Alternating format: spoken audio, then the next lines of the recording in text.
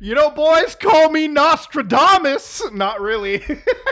Just call me Mutahar. You know, you could be blind, you could be deaf, you could be in a coma. You know, you could be in a coma for 9 years. You know, Metal Gear Solid 5 style. You wake up and somebody tells you, the nurse comes in and it's like, hold on. Do you know that Suicide Squad, the game, died? Dude, you could not have any context and still come to the same conclusion that me and plenty of people made. Now, look, I'm actually glad it died, okay? I made a video about 2 weeks ago where I said Suicide Squad is bad and should fail, okay? I think as gamers, we should vote with our wallet, okay? All right, you get your wallet, you take out your card only for the good games, and you don't swipe the card when you get a bad game, okay? It's how life should be. Now, for anybody that's not following, Suicide Squad is a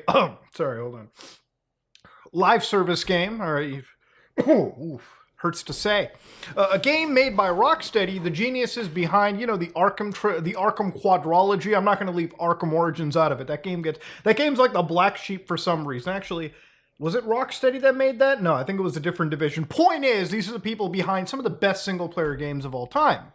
Now, obviously, Suicide Squad is a live service 4-player looter shooter that I played a little bit. Like, I made a video about this. I tried playing it. Obviously, I wasn't able to play it because when you tie your shit-tier game to an internet connection and your servers are run by a disabled hamster, okay, and I can't progress after a certain point or the servers keep crashing, yeah, my review isn't going to be so fucking glaring.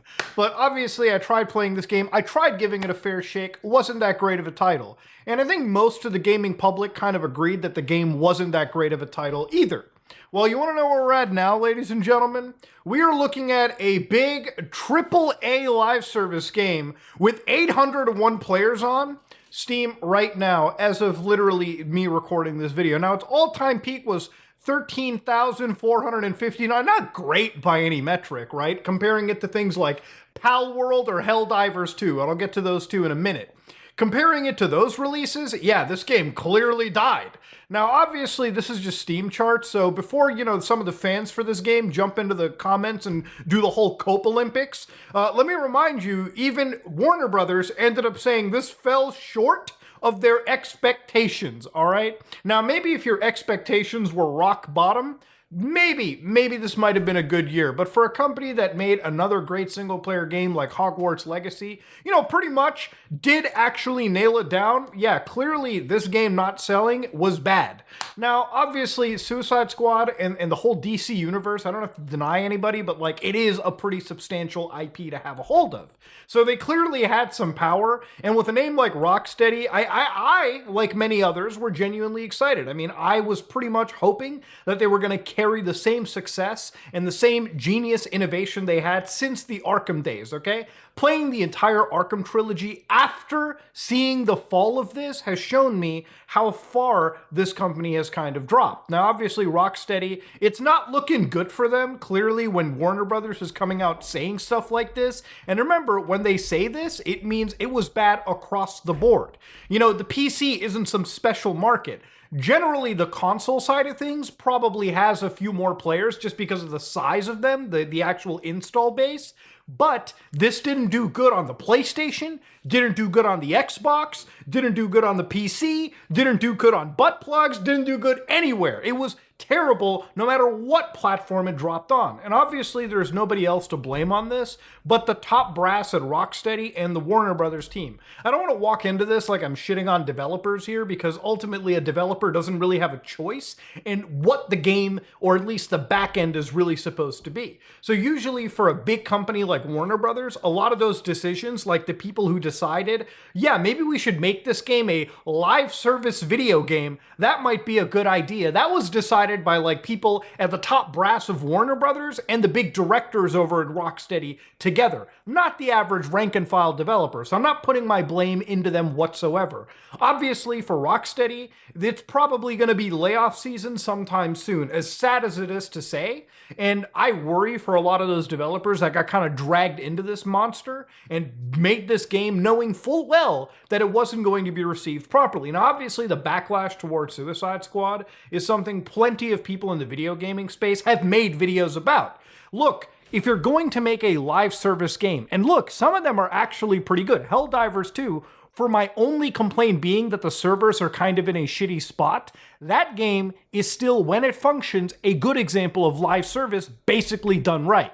And one of the things that I'm glad about seeing over here, and by the way, live service means that your game has an active player base. Suicide Squad 800 people on Steam isn't going to be carrying this anytime soon.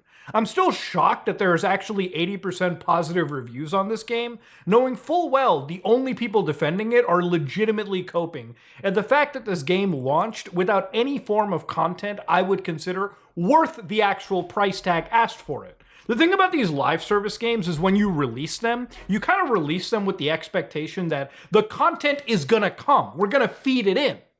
Now look, live service gaming, when done right, is a money maker. You got games like Fortnite, you've got games like Roblox that might as well be their own industries, carrying like what, GDPs of some smaller countries? You've got game franchises like Grand Theft Auto. For the last 10 years, Grand Theft Auto, and I'm not even joking when I say this, I'm pretty fucking sure that GTA 5 made more money, one game in the franchise, through its online component, and of course the actual raw sales of its single player component, more sales than the entire previous games in the franchise, all the way from Grand Theft Auto on the original PlayStation 1 back when they were DMA design, all the way up to GTA 4 when they were Rockstar Games. I'm sure I can confidently say that GTA 5 made more money. And that is the definition of a live service game. It's still a game where the online component still gets content to this very day. Now, when you're making a live service experience like Suicide Squad, the expectation is you make a good game, the game is played by millions of people worldwide, hundreds of thousands of players at any given moment, and the content comes out every few months. So every few months, you get a season, and then another season, and then another season. Another live service game that I feel was done absolutely impeccably was a game called Rainbow Six Siege, when I used to play it. I would play this game literally every single day. And obviously, after the course of months, Ubisoft would release another season and then another season. New operators, new maps, new everything. It was something like Suicide Squad. Look, at the end of the day, those two games, Siege and GTA Online, no matter what you consider, are good, well-produced games. They're addictive games at their core. People enjoy them.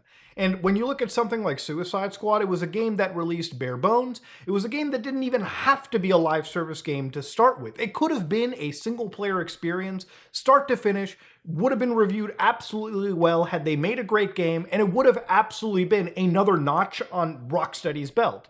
Instead, they decided to focus a game on producing it, making it a game that people would jump in, grind their dailies, and whatnot. We're long past the days of Shenmue with the forklift job, okay? Nowadays, motherfuckers are spoiled for choice on every video game. We don't have to sit down and basically come home from work to log in to do another job, especially when that job, known as Suicide Squad Kill the Justice League, wasn't actually even that fun.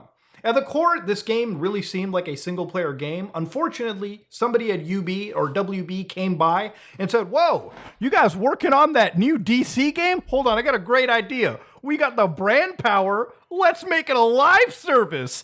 And that's how the whole roller coaster began, and that's why we're here not celebrating a good release. Now, ultimately, I think it's actually great this game failed from the industry standpoint, because look, as gamers, as people, we are putting in a lot of money per release, okay? A lot of these releases have jumped up to like $70 US per release.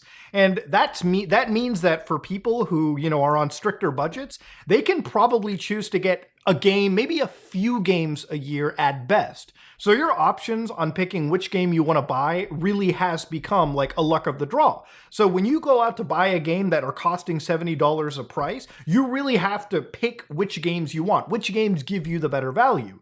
Not everyone is going to be dumping $70. And again, like I said in my previous video, this is a game that's meant to be played cooperatively. Convincing all of your friends to buy a $70 game just to play together without any form of split screens or, from my understanding, free trials is pretty fucking risky. And we're sitting in a day and age where games like Helldivers 2, games like Palworld are launching without those $70 price points, meaning that you can buy the game, and if your buddy still can't afford the game, you can also sometimes double up and buy them a copy of the game too. So again, for games that are almost half the price of these big releases, games like Palworld and Helldivers, they're launching with massive success. The price to enter is also minimal compared to these $70 games, and it seems like for a lower budget that these games are being developed for, the actual innovations they have are far more impressive than what these big AAA, or sorry, in Ubisoft's case, quadruple A gaming experiences are offering.